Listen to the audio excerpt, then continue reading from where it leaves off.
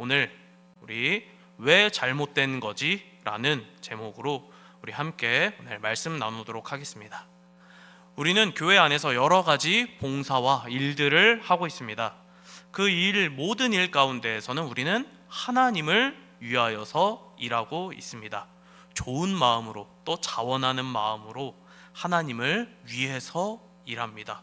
그 누구도 내가 하나님의 일을 방해하겠다라는 마음으로 하나님 앞에서 봉사하고 헌신하는 사람은 아무도 없을 겁니다. 그렇죠? 네. 그러나 우리의 이 좋은 마음으로 하는 그 봉사와 일들의 모든 결과가 좋지는 않을 때가 있습니다. 네. 어느 날은 이제 식당에서 봉사를 하다 보면은 언제나 이제 간이 잘 맞으면 좋겠지만, 또 요리도 안 하는 제가 이런 말하기도 조금 민망하긴 합니다, 사실. 네. 항상 이게 맛이 일정했으면 좋겠지만, 또 권사님들이 스스로 드실 때, 제가 느낀다는 게 아닙니다. 권사님들 스스로 느끼실 때, 오늘은 뭔가 조금 부족한 것 같은데 하실 때가 있으실 겁니다. 또 우리가 좋은 마음으로 이렇게 모여서 하지만, 이거는 젓갈을 더 넣어야 돼 하면서 이런 살짝의 분쟁이 일어날 수도 있습니다. 항상 우리가 좋은 결과로서 교회의 모든 일이, 하나님의 일이 진행되면 좋겠지만, 때로는 그 안에서도 우리가 작은 실패에서부터 큰 실수와 실패까지도 경험한다는 것입니다. 오늘 말씀에도 분명히 하나님을 위해서 백성들은 하나님이 이게 기뻐하실 일이다 생각하여서 하나님의 궤, 법궤를 이동시킵니다. 그러나 다윗과 이스라엘 백성들의 마음과는 다르게 이 일은 하나님의 엄청난 분노를 유발하는 사건으로 번지게 됩니다. 오늘 말씀을 통하여서 도대체 하나님이 원하시는 우리의 일함은 어떠한 것인지 우리가 함께 알아보도록 하겠습니다. 오늘 말씀에 알기 위해서는 그 배경을 먼저 알아야 하는데요. 법궤는 하나님의 임재를 상징하는 물건이었습니다. 출애굽기 25장 22절에서는 하나님께서는 궤를 설명하실 때 내가 너와 만나는 곳이고 내가 너희를 위하여 명령하는 곳이 이곳이다 라고 하면서 법궤를 말씀하십니다. 그래서 법궤는 이스라엘 백성들에게 있어서 아주 중요한 물건이었습니다. 그래서 그 법궤는 계속해서 모세와 함께 이동하면서 나중에는 여호수아와 함께 가나안 땅으로 들어오게 됩니다.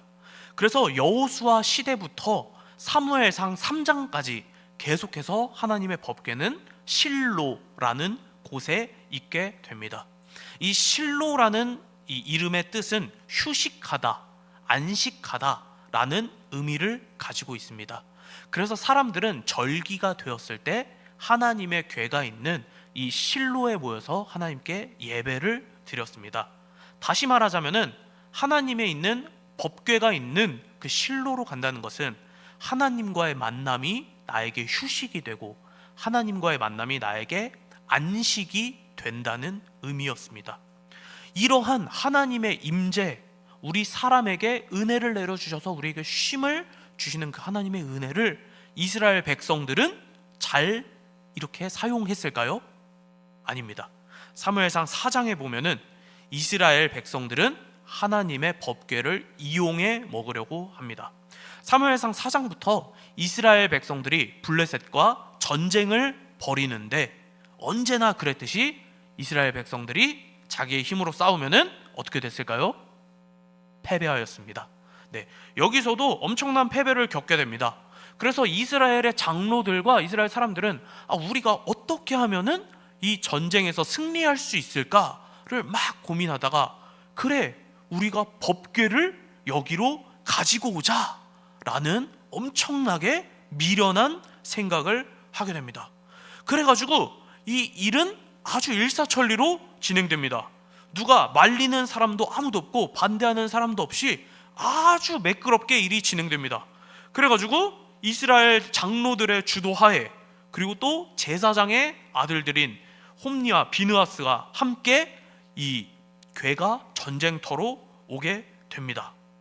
우리가 아무리 생각할 때 전쟁터에 하나님의 궤를 가지고 오는 게 이게 맞나? 라는 의문을 가지실 겁니다.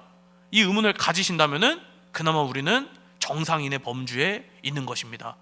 아니지, 우리 전쟁할 때 하나님이 괴 가져와야지, 어떻게 해서든 우리가 이겨야지, 하나님이라도 이용해야지 하신다면은 오늘 이스라엘 백성들과 다를 게 없다는 것입니다.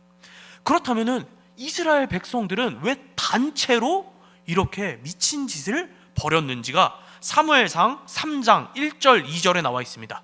우리 앞에 화면 보시고 우리 다 함께 한 목소리로 사무엘상 3장 1절과 2절 말씀 함께 읽어보도록 하겠습니다. 시작. 아이 사무엘이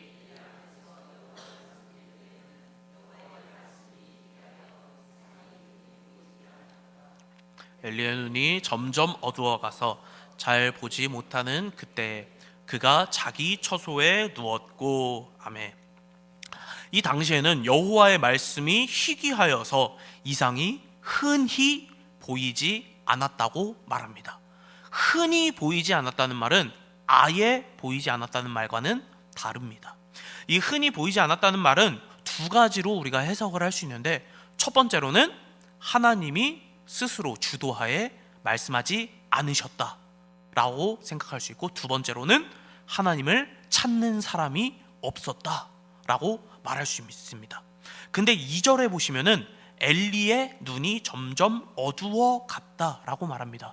성경에서 눈을 나타낼 때에는 여기서도 두 가지로 의미되는데, 우리 육적의 눈, 직접 보는 눈을 의미하기도 하고, 또 둘째로 우리의 영적인 눈을 의미하기도 합니다.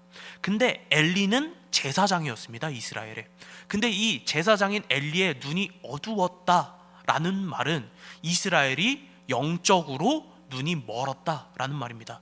즉 하나님을 찾는 사람이 없었다라고 말하는 것입니다. 그래서 하나님을 적극적으로 찾는 사람이 없었기 때문에, 하나님을 구하는 사람이 없었기 때문에 이러한 법궤를 이용해 먹는, 하나님을 이용해 먹는 미친 짓이 이 당시 이스라엘 백성들에게 이루어졌던 것입니다. 이러한 모습은 우리도 방심할 수 없습니다. 이스라엘 백성들은 분명히 하나님이 선택한 하나님의 백성이었습니다. 그들이 하지만 하나님의 백성답게 산 것이 아니라 하나님을 찾지도 않고 구하지도 않았습니다. 우리도 하나님의 백성, 하나님의 사람이라고 교회에 나와서 예배하지만 우리가 하나님께 바라보지 않고 하나님을 찾지 않는다면은 이 당시 이스라엘 백성들과 다를 바 없어질 수 있다는 것입니다. 하나님을 믿는다는 것은 우리가 좋은 결과를 내기 위한 수단이 절대로 아닙니다. 우리의 삶의 궁극적인 목적이 하나님이 되어야 한다는 것입니다. 하나님을 믿는 것, 하나님을 잘 섬기는 것이 우리 삶의 최우선이 되어야 합니다. 그렇다면 전쟁터에 법궤를 가져와서 이스라엘 백성들은 전쟁에서 승리하였을까요? 아주 대차게 패배하고 맙니다. 전에는 싸웠을 때는 약 4,000명가량이 죽었다고 나와 있는데, 이번에 법궤를 가지고 와서 싸웠을 때는 3만 명가량이 죽었다고 기록되어 있습니다. 한 8배로 더 크게 패해버린 것입니다. 그리고 그 죽은 사람들 중에는 엘리 제사장의 아들들인 홈리와 비느하스도 포함되어 있었고, 법궤마저, 하나님의 임재를 상징하는 법궤마저도 블레셋에 빼앗기고 말아버렸습니다. 이 상황을 보고 비느하스의 아내는 이가봇이라고 말합니다. 하나님의 영광이 이스라엘을 떠났다. 한마디로 말하자면 이제 이스라엘은 아무런 소망이 없는 것입니다.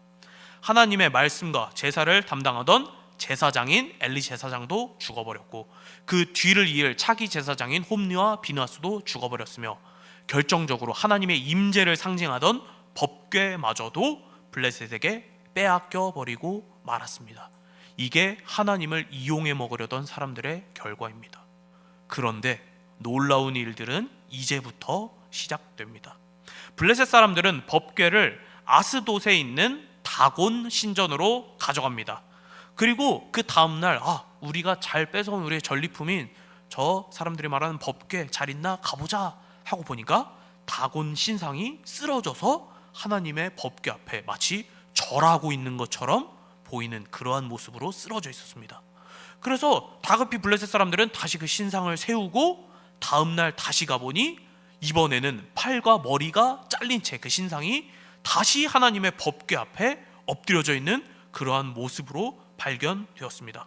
근데 거기서 그친 것이 아니라 아스돗에는 하나님께서 독한 종기와 재앙으로 그곳을 쳐서 망하게 하십니다. 그리고 그 후로 법궤가 이동하는 가드와 에그론을 지나면서 동일하게 하나님께서는 독한 종기와 재앙으로 블레셋 사람들을 치십니다.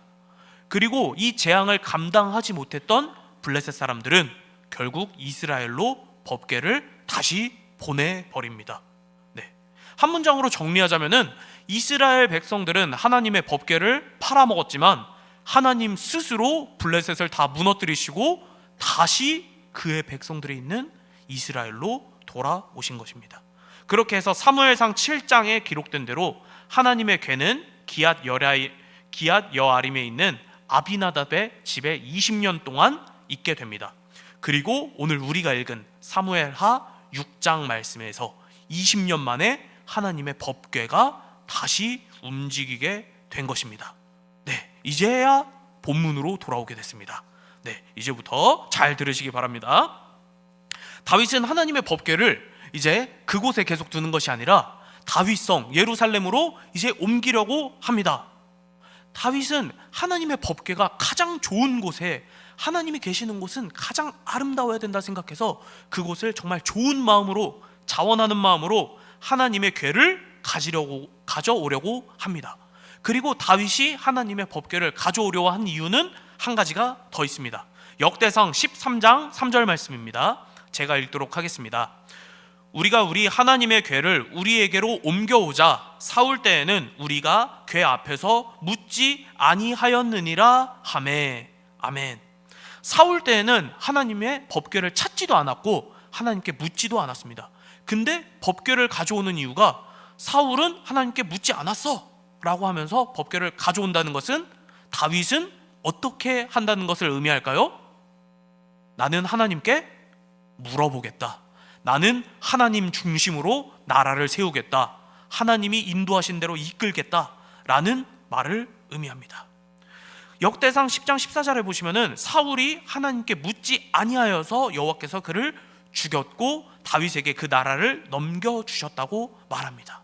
다윗은 그것을 알기 때문에 내가 왕이 된 것도 하나님이 인도하신 거고 내가 이 왕위를 잘 다스리는 것, 유지하는 것도 하나님께 물어야 한다는 것을 뼛속 깊이 아는 사람이 다윗이었습니다.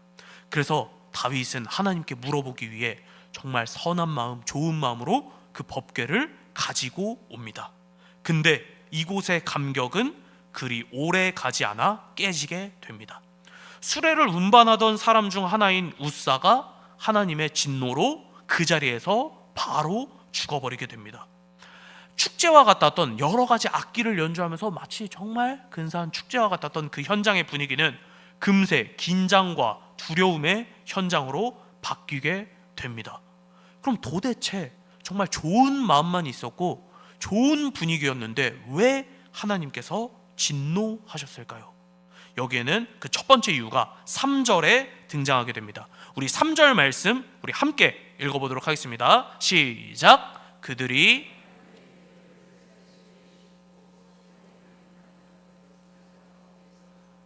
아비나답의 아들 우사와 아요가 그 새 수레를 모니라. 아멘. 이 말씀에서 아주 잘못된 것이 있는데 뭐가 잘못됐을까요? 바로 하나님의 궤를 옮기는 방법이 잘못되었습니다. 하나님의 궤를 옮기는 전통적인 방법은 민수기에 기록되어 있는데 고핫 자손이 이제 후에는 제사장들이 법궤에 있는 네 귀퉁이 고리에 금 막대를 끼워서 어깨에 매서 그 법궤를 이동시키는 것이 아주 전통적이고 하나님께서 알려주신 방법이었습니다. 근데 지금 다윗이 하고 있는 새 수레에 법궤를 실은 이 근본도 없는 방법은 어디서 나온 방법일까요? 사무엘상 6장에 기록되어 있는데 이 방법은 블레셋 사람들이 하나님께 호되게 당하고 다시 이스라엘로 법궤를 보낼 때 사용했던 방법입니다. 즉 하나님을 믿지 않는 이방 사람들이 사용하던 방법을 다윗과 이스라엘 백성들이 똑같이 사용한 것입니다. 여호수아 시대와 다윗 시대는 약 400년의 차이를 두고 있습니다. 그러니까 다윗이 생각할 때 400년 전에 법궤가 움직였고, 그렇기 때문에 이스라엘 백성들은 법궤를 이동시키는 정상적인 방법을 몰랐을 수도 있습니다. 그리고 최근에 보았던 법궤가 이동하던 모습은 블레셋 사람들이 이스라엘로 법궤를 보낸 모습을 보았기 때문에 그것만 보고 법궤는 저렇게 움직이는 건가 하고 그냥 그렇게 행동해 버린 것입니다. 하지만 이 방법이 아주 최악의 방법이었던 것인 겁니다. 물론 분명히 이들이 법궤를 가져오려 했던 이유는 아까 우리가 나눈 것처럼 하나님께 물어보기 위해서, 하나님 중심으로 가기 위해서 법궤를 가져왔음에도 정작 법궤를 어떻게 이동시키는지 다윗과 이스라엘 모든 사람들은 아무도 하나님께 물어보지 않았던 것입니다. 이게 다윗의 결정적인 실수였던 것입니다. 저는 다 잘 먹을 것처럼 생겼지만 저는 오이를 못 먹습니다. 이게 오이를 못 먹는 정도가 아니라 이제 싱싱한 오이를 이렇게 막 썰어 놓으면은 그 공간에 들어가기도 힘듭니다. 근데 이런 저에게 누군가가 이제 귀한 식사를 대접해 주신다고 아주 오이 풀코스로, 이제 오이 냉국에, 오이 무침에, 오이 소박이에, 마지막 후식으로 오이 주스까지 대접해 주신다면은 이제 저는 입장이 어떻게 될까요? 분명히 이제 입으로는 하하하 감사합니다 하하하 하겠지만 이제 속에서는 아주 이제 큰일이 나가지고 이걸 어떻게 이걸 극복해 나가야 될지 이제 고민하기 시작할 겁니다. 분명히 이것을 준비해 주신 분들은 이제 가장 좋은 것을 주시려고 저를 절대로 골탕 먹이려는 마음이 아니라 잘 대접해 주기 위해서 본인이 생각하는 가장 좋은 것을 주셨을 겁니다. 그러나 받는 저는 그렇지 않다는 것입니다. 내가 맞다고 생각하고 내가 좋은 방법이라 생각한 그 방법들, 그 방향들이 나에게는 좋을 수 있지만 그 받는 대상은 아닐 수도 있다는 것입니다. 그리고 그것이 그 대상이 원하지 않는 것이라면은 준 것만도 못한 게 될 수도 있다는 것입니다. 그게 우리의 배려, 우리의 선물이 될 수도 있고 혹은 우리의 예배가 될 수도 있다는 것입니다. 우리는 하나님을 위해서 일한다고 말하지만, 행동하지만 때로는 하나님이 원하시지 않는 방법과 모습으로도 나아간다는 것입니다. 우리는 무엇이라도 하는 것이 하나님 앞에서, 교회 안에서 이득이라고 생각하지만 하나님께 묻지 않고 움직이는 우리의 행동들은 오히려 하나님께 방해가 될 수도 있다는 것입니다. 하나님의 백성된 우리는 하나님이 무엇을 기뻐하시는지, 무엇이 하나님을 원한 방법인지 행동일지 고민해야 한다는 것입니다. 그리고 이 고민은 내 생각에 근거하여서 결정을 내리는 것이 아니라 철저하게 하나님의 말씀을 기반하여서 결정되어야 한다는 것입니다. 그렇다면은 우리가 어떻게 무엇을 행동해야 될 때 뭘 알아야 할까요? 이것은 호세아서 6장 6절에 나와 있습니다. 우리 호세아서 6장 6절 말씀 같이 읽어보도록 하겠습니다. 시작. 나는 인애를 원하고 제사를 원하지 아니하며 번제보다 하나님을 아는 것을 원하노라. 아멘. 하나님은 아무런 중심이 없고 생각이 없는 예배와 행동보다 먼저 하나님을 제대로 알기 원한다 말씀하십니다. 그리고 우리가 하나님을 알 수 있는 유일한 방법은 하나님께서 우리에게 주신 말씀밖에 없습니다. 성경은 완전한 하나님의 말씀이고 성경은 우리가 하나님을 알기에 충분하다라고 말합니다. 그렇기 때문에 우리가 성경 이외에 우리가 구하는 것은 모두 다 헛된 것이 된다는 것입니다. 우리가 다른 이상과 어떠한 내 열정과 열심을 앞세우는 것이 아니라 먼저 하나님을 제대로 아는 것에 집중하시기를 바랍니다. 그래야지 우리가 예배할 때에도, 하나님께 봉사할 때에도, 우리가 하나님께 나아갈 때에도 하나님이 원하시지 않는 방법으로 나아가는 것이 아니라 하나님을 제대로 알아야만이 우리가 하나님이 원하시는, 하나님이 기뻐하시는 모습으로 나아가고 살아갈 수 있다는 것입니다. 네, 두 번째로 하나님이 진노하신 이유는 6절 말씀에 나옵니다. 우리 6절 말씀 함께 읽어보도록 하겠습니다. 시작.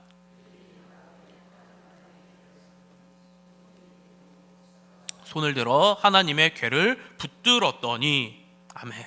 성경에 나오는 우리 사람들이 생각하는 억울한 죽음의 순위를 매겨보자면은 이 웃사는 빠질 수가 없습니다. 하나님의 궤를 옮기던 도중에 이 수레를 끄는 소들이 갑자기 막 날뛰기 시작하였고, 그 날뛰므로 인하여서 이 수레가 엎어져서 하나님의 궤가 쓰러지게 됐습니다. 바닥에 막 나뒹굴게 됐습니다. 그러면은 여러분은 어떻게 하시겠습니까? 지금 제가 막 설교를 하면서 막 흥분해서 힘을 너무 막 줘가지고 이 강대상이 막 떨어지려고 그러는 겁니다. 그러면은 우리 성도님들 이제 강대상이 떨어지기 전에 와서 막 붙잡으실 겁니까? 아니면은 강대상이 떨어졌는데 넘어간다 하고 보고 계실 겁니까? 네, 우리는 이거 잡아야 하지 않나? 이렇게 해가지고 어떻게 이게 사고 안 나게 해야 되지 않나? 라고 생각할 겁니다. 분명히 웃사도 하나님의 법궤가 넘어가니까 나도 모르게 그것을 붙잡았을 겁니다. 근데 그것이 바로 하나님 앞에서 범죄가 되었다는 것입니다. 우리가 생각하기로는 그러면은 법궤가 그냥 바닥에 나뒹굴게 그냥 두어야 하나? 법궤가 떨어져서 바닥에 떨어져서 흠집이라도 나면은 이걸 어떻게 해야 되냐라고 말하면서 우리가 그 상황이 된다면은 우리는 이렇게 말할 겁니다. 어쩔 수가 없었다라고 말할 것입니다. 그리고 성경에도 우리가 말하는 어쩔 수 없었다라고 말하는 대표적인 인물이 하나 있습니다. 우리 사무엘상 28장 6절 7절 말씀 제가 읽도록 하겠습니다. 사울이 여호와께 묻자오되 여호와께서 꿈으로도 우림으로도 선지자로도 그에게 대답하지 아니하심으로 사울이 그의 신하들에게 이르되 나를 위하여 신접한 여인을 찾으라. 내가 그리로 가서 그에게 물으리라 하니 그의 신하들이 그에게 이르되 보소서 엔돌에게 신접한 여인이 있나이다. 아멘. 그리고 사무엘상 13장 8절에서 10절 말씀 역시나 제가 읽겠습니다. 사울은 사무엘이 정한 기한대로 이레 동안을 기다렸으나 사무엘이 길갈로 오지 아니하매 백성이 사울에게서 흩어지느니라. 사울이 이르되 번제와 화목제물을 이리로 가져오라 하여 번제를 드렸더니 번제 드리기를 마치자 사무엘이 온지라. 사울이 나가 맞으며 무난하매. 아멘. 사울이 대표적인 인물입니다. 근데 오늘 읽었던 이 두 말씀이 사울의 가장 큰 실수이며 하나님께 버림받은 이유이기도 합니다. 사울은 분명히 이렇게 말했을 겁니다. 어쩔 수가 없었다. 하나님이 대답하지 않으니까 뭐라도 근거를 찾기 위해서 내가 이렇게 다른 여인을 찾아간 것이고, 아니 분명히 우리 전쟁이 해야 돼가지고 사무엘이 7일 기다리라 해서 기다렸는데 사무엘은 오지도 않고 내 백성들은 다 떠나가려고 그런다. 어떻게 해야 되냐? 나라도 이걸 해가지고 내가 빨리 전쟁이라도 시작해야 되는 거 아니냐? 라고 분명히 사울은 어쩔 수 없었다 라고 말했을 것입니다. 그러면은 이렇게 생각하실 수도 있습니다. 아니 앞선 웃사의 상황과 사울의 상황은 완전히 다르지 않냐? 라는 이런 반문이 생기실 수도 있습니다. 이 사건이 다를 뿐이지 하나님의 명령을 어겼다. 그리고 하나님 앞에서 내가 이렇게 한 핑계를 내 안에서 근거를 찾았다는 것은 그 중심은 동일하다는 것입니다. 민수기 4장 15절 말씀에 분명히 하나님께서는 말씀하셨습니다. 그 궤를 아무도 만지지 말라. 그들이 만지면은 반드시 죽으리라 라고 말씀하셨습니다. 이 말씀을 어겼기 때문에 웃사가 죽은 것입니다. 이 웃사라는 이름의 뜻은 힘, 능력이라는 것입니다. 지금 이 상황은 사실 엄청나게 급박한 상황이고 생각지도 못한 상황이었습니다. 그런데 웃사는 자기의 팔을 뻗어서 그 사건을 해결하려 했던 것입니다.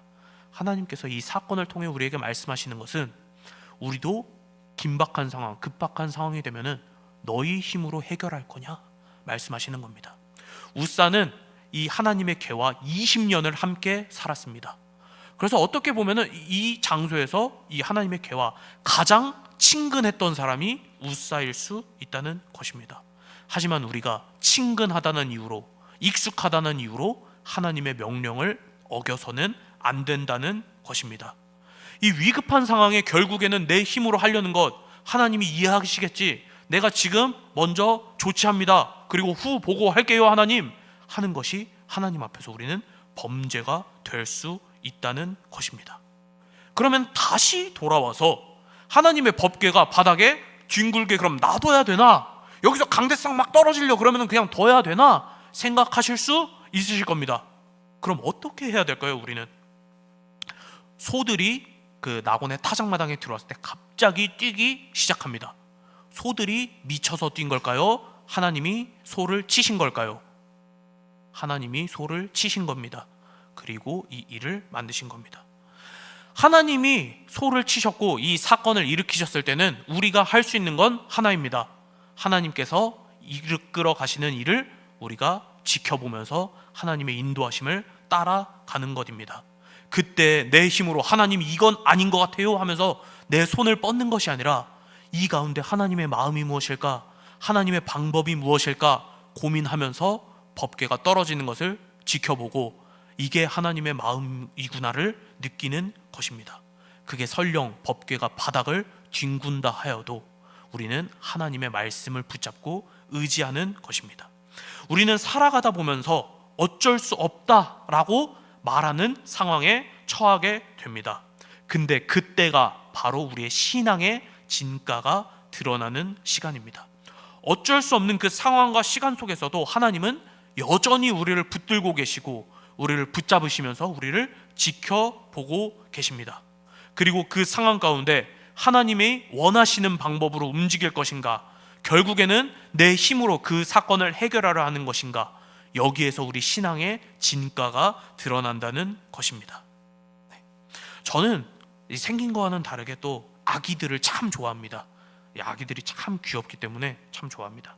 근데 이 아기들을 보고 있자면은 이 아기들은 모든 일을 할 때 먼저 자기가 막 어떻게 해보려고 합니다.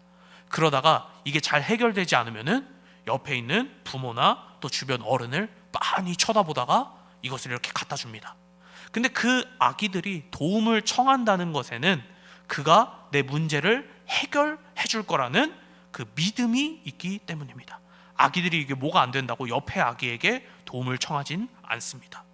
우리가 하나님을 제대로 안다면 하나님께서 우리의 모든 문제 가운데 함께 하시며 함께 헤쳐나가시고 그 일을 해결해 주실 것을 우리는 알게 됩니다.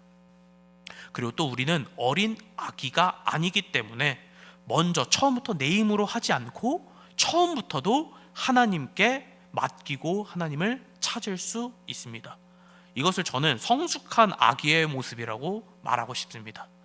처음부터 하나님의 나를 도우실 걸 믿으면서 하나님을 의지하는 신앙, 이러한 성숙한 자의 모습으로 나아가기를 원합니다. 이제 말씀을 정리하면서 나아가기 원합니다.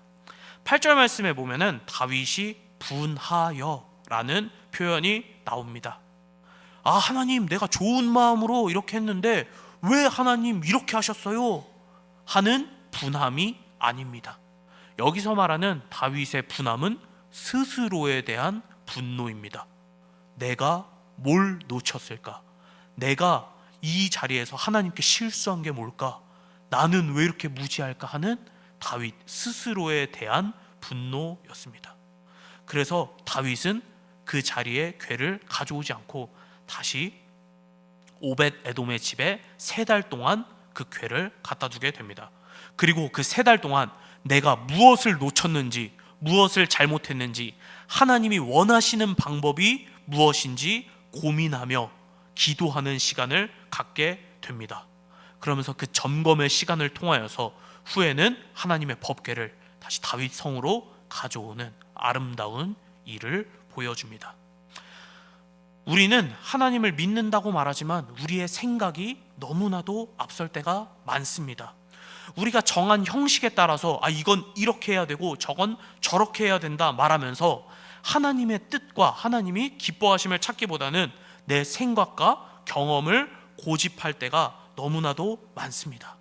하지만 우리가 이러한 모습으로 살아가는 것이 아니라 다윗이 그러했던 것처럼 스스로를 점검하며 하나님이 원하시는 것이 무엇인지를 고민하고 기도하기 바랍니다. 다윗은 이곳을 베레스 우사라고 말하면서 내 실수를 덮어두려 한 것이 아니라 내 실수를 기억하면서 내가 다시는 하나님 앞에서 실수하지 않겠다를 되뇌입니다. 그리고 다윗은 하나님이 가장 아끼시고 원하시는 왕으로 살아가게 됩니다. 또 우리가 어쩔 수 없는 상황에서도 내가 이렇게 할 수밖에 없었다, 내가 어쩔 수 없었다, 이게 최선이었다 라고 말하면서 내 핑계, 내 변명을 대는 것이 아니라 그러한 상황 가운데서도 그럼에도 불구하고 나는 하나님을 믿습니다, 하나님을 의지합니다, 그럼에도 나는 하나님의 말씀을 지키는 자의 삶으로 살아갑니다 라고 고백하며 살아가는 저와 여러분이 되기를 바랍니다. 아멘. 자, 기도하겠습니다. 거룩하신 하나님 아버지, 감사합니다. 오늘 사무엘 하의 말씀을 통하여서 우리가 좋은 마음으로 하였더라도 하나님이 원하시지 않고 하나님이 기뻐하시지 않는 방법이라면은 그것이 하나님께 해가 됨을 보았습니다. 우리가 우리의 생각에 맞춰서 하나님께 좋아 보이는 것을 드리는 것이 아니라 하나님이 원하시는 것이 무엇인지 고민하고 기도하고 하나님 그분을 우리가 알아가는데 힘쓰게 하여 주시옵소서. 또 모든 상황 가운데 우리의 힘과 경험을 의지하는 것이 아니라 하나님을 의지하게 하여 주시옵소서. 때로는 내 생각과 맞지 않을지라도, 때로는 내가 그리는 이상과 다를지라도 하나님을 의지함으로써 항상 언제나 삶 가운데 엎드려짐으로 하나님을 구하는 우리 모두가 되게 인도하여 주시옵소서. 감사드립니다. 예수님의 이름으로 기도드립니다. 아멘.